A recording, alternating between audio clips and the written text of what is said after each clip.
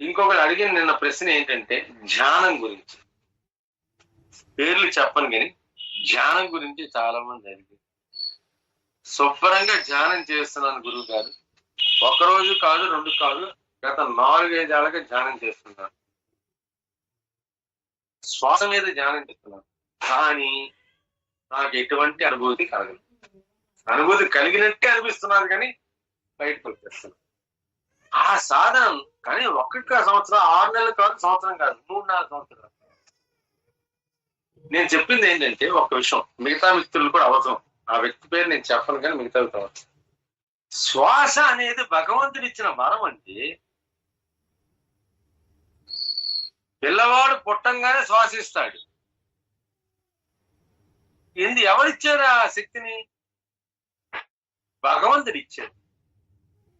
పుట్టంగానే తల్లి కడుపు నుంచి బయటికి రాగానే శ్వాస మొదలవుతుంది. లోపల కూడా శ్వాస పక్కన, అది సైంటిఫిక్ గా చెప్తున్నా. పిల్లలు బయటికి రాగానే శ్వాసించడం, ఆ శ్వాసను మళ్ళీ మనం కంట్రోల్ చేసుకోవడం ఏంటి? అవసరం లేదు. మీరు వద్దనుకున్నా, కావాలనుకున్నా శ్వాస ఆడుతుంది. శ్వాస ఆడకపోతే మీరు ఉంటారు. గాఢ నిద్రలో కూడా శ్వాసిస్తూ ఉంటారు. ఈ శ్వాస ప్రక్రియ అనేది భగవంతుడు ఇచ్చిన వరం. జీవితాంతం మరణించే వరకు కూడా జరుగుతుంది. దాని మీద పెద్దగా టైం వేస్ట్ అయితే చెయ్యదు దయచేసి.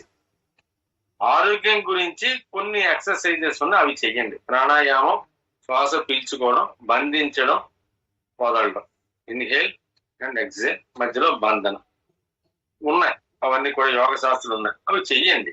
అంతవరకు ఒక అరగంట సేపు, పావుగంట సేపు. దానివల్ల మాత్రం ఎట్టి పరిస్థితిలో కూడా ఆత్మానుభూతి అనేది కలగదు. ఎట్టి పరిస్థితిలో కూడా కలగదు.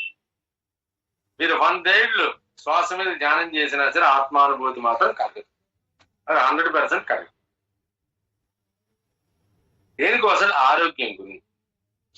ఆక్సిజన్ ఎక్కువగా వెళ్ళడం వల్ల అన్ని సక్రమంగా పనిచేస్తాయి. అందుకోసమే భగవంతుని తెలుసుకోవడానికి కరోనా పెడుతున్నారు. ఇంత పెద్ద శ్వాసక్రియ చేసిన వాడు 3 సంవత్సరాలు చేస్తున్న వాడు కూడా ఆక్సిజన్ లో తప్పని పడిపోయి కరోనా రాగానే చేతి కూడా పెట్టుకోవడం, మిషన్ కొనుక్కోవడం 1800 రూపాయలు పెట్టి వీలు పెట్టడం. డాక్టర్ అంటే 98, 85 దాకా పర్లేదమ్మా, 85 కానీ కిందకు వచ్చిందంటే హాస్పిటల్కి వచ్చాను. ఈ మిషన్ చెప్తూ ఉంటుంది పల్స్, ఆక్సిజన్ లెవెల్స్. లాగా 85 కానీ తక్కువ వచ్చిందంటే హాస్పిటల్. నేను చెప్తున్నది ఏంటంటే వీటి వెనక సత్యాన్ని తెలుసుకోండి. శ్వాస అనేది భగవంతుడు ఇచ్చిన వరం. ప్రతి జీవి శ్వాసిస్తుంది. చెట్లు కూడా శ్వాసిస్తాయి. చెట్లు రాత్రిపూట ఆక్సిజన్ పీల్చుకొని కార్బన్ డైఆక్సైడ్ వస్తే పగలంతా కూడా కార్బన్ డైఆక్సైడ్ పీల్చుకొని ఆక్సిజన్. దానివల్ల చెట్లు పెంచమంటున్నారు, ఆక్సిజన్ లెవెల్స్ పెంచడానికి.